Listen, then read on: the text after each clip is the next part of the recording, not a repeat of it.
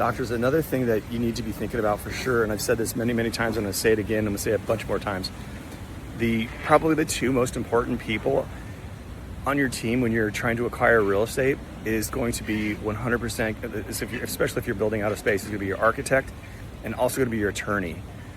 You don't wanna get just any attorney. You wanna make sure you have somebody who actually knows what they're doing in terms of lease, review, if you're going into a lease and you're opening up a new clinic that you're renting, or if you're purchasing something, somebody who knows how to review title, the CCNRs, and so on and so forth. We had a deal just now where a doc went all the way through the process, earnest money went non-refundable. I wasn't on the deal, unfortunately, and they got all the way done.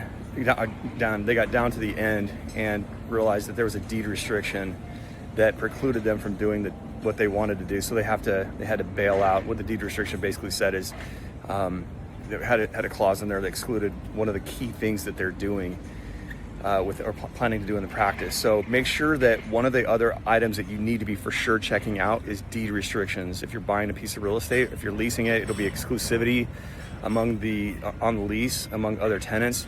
But you for sure need to make sure that you're checking those deed restrictions, and then also languaging within the CCNRs that are assigned for if you're buying a property that has an overarching like condo association document that has regulations on what can be and cannot be done there. So make sure that that's something that you're also taking a look at.